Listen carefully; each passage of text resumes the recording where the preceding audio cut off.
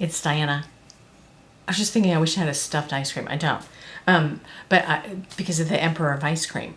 But today I want to talk a little bit about how I approach poetry because I don't know. I'm taking what I experienced from what some people have said to me and making it a big thing that people don't understand or don't feel comfortable with or don't trust themselves or the process in looking at poetry. And that's sad to me because there's a lot of really cool poetry out there.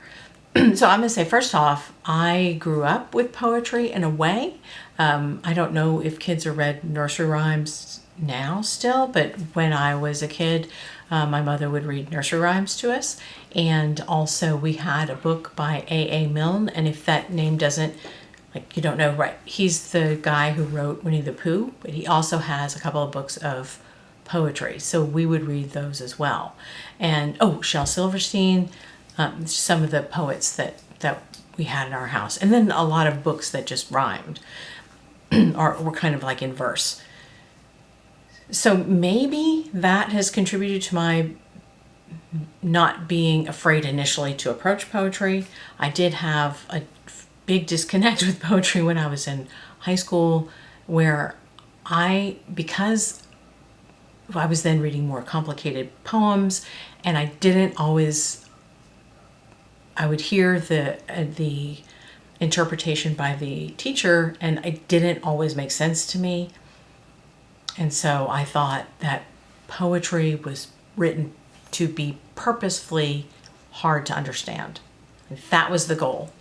In fact, when I was there, I would write my own poem, and that was like, okay, I have to make this hard to understand, which seems ridiculous now because if you're expressing yourself, the point is for somebody else to, well, maybe not the point, but the hope or the belief or I wrote down some verbs.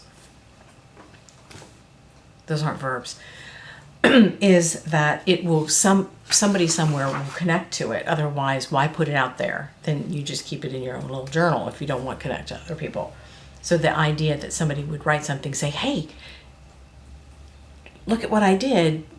Do you have any connection to it? And purposely try to make it so that I couldn't understand it doesn't make sense to me anymore. Okay, so I bring the childhood with poems that I enjoyed reading and hearing, and the period of this is supposed to be difficult for me to understand, that with me on my journey with poetry. So there are things that I've learned, and some poems are hard. They are. So I am going to tell you some of the things that I do when I approach a poem. Just to make it like, okay, poem, you might be difficult, but I'm going to do these things first. I'm going to do these things to try to figure you out. Try to connect with what the poet is communicating to me. And the first thing is I read it out loud because poetry should sound nice or sound interesting. So read it aloud without what does this mean? Just how does this sound? First question, how does this sound? And maybe I'll do that more than once, more than twice. I'll read it several times. And if I like the sound, I'll read it a lot. And then after I do that, or maybe before, maybe those two they switch. I look at the poem. I guess I do that first. I don't know. Doesn't matter. Look at it first. So I'm going to pull out my Emperor of Ice Cream, which I have done more than just read and look at. I've already written on it, which is something. So I look at it, and this isn't a very big poem. It fits on one page.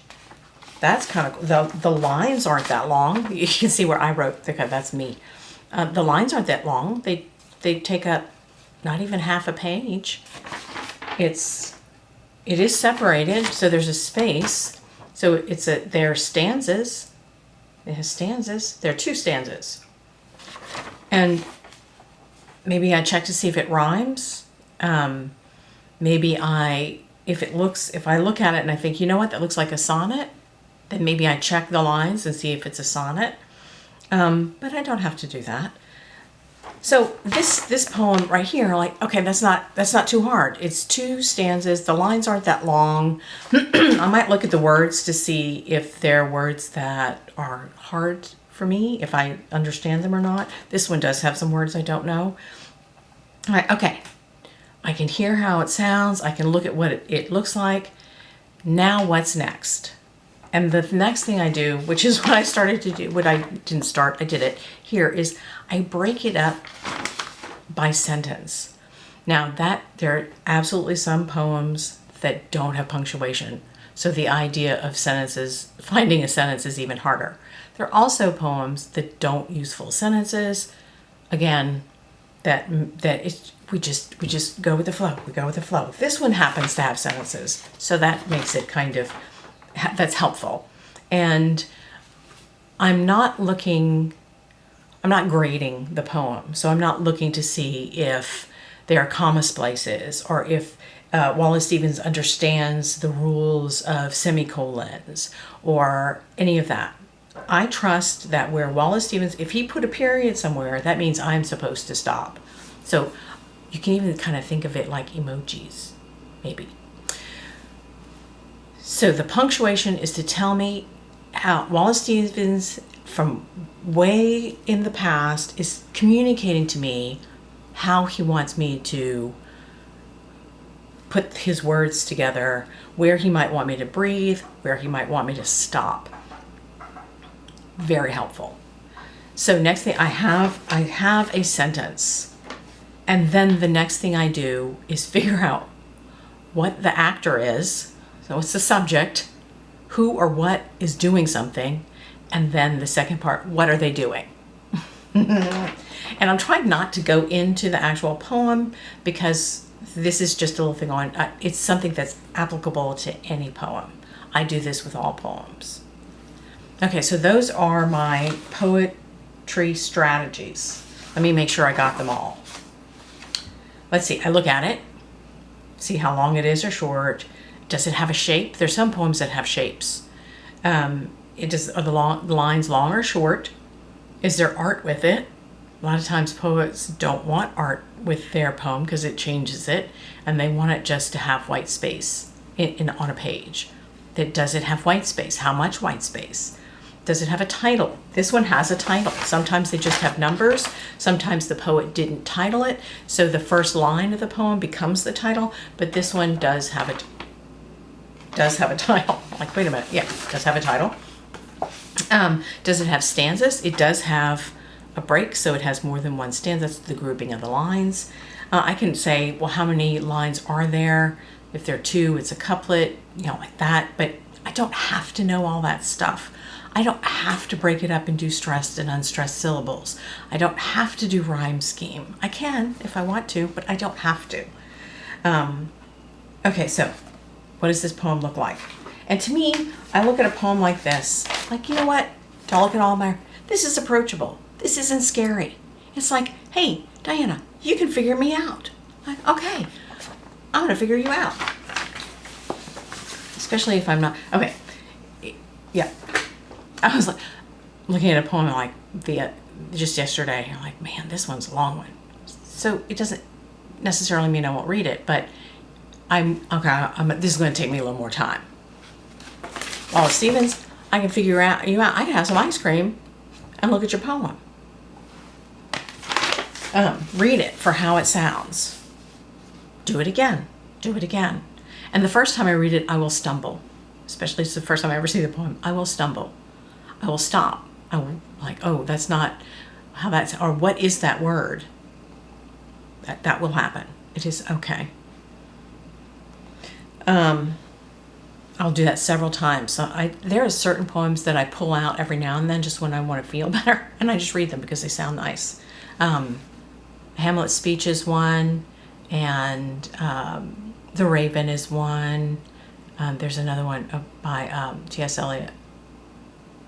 Proof Rock. Proof Rock is one. The Moose. I love The Moose by Elizabeth Bishop. Okay, that's enough of that.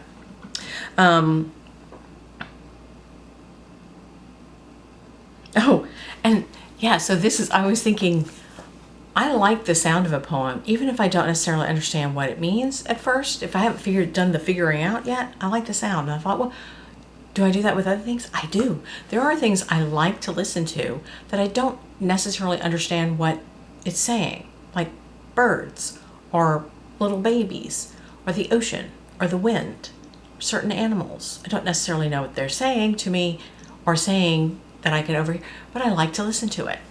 That's the thing. Some music too. Languages that I don't know. That's okay. Then I break it into sentences to get the meaning. So one sentence is a unit. It's like a unit of meaning. And that way I can break it down. So look at the whole poem, even Emperor of Ice Cream, which is only 2 stanzas, break it down even more. One sentence. Okay, so those are my strategies on how to look at poems. And then we know we're doing the Emperor of Ice Cream. We're going to do other poems. Yay! And next time, I'll actually read the poem. By then, you might have already read it for yourself. Cool idea. Read it for yourself and then see if we agree. Okay.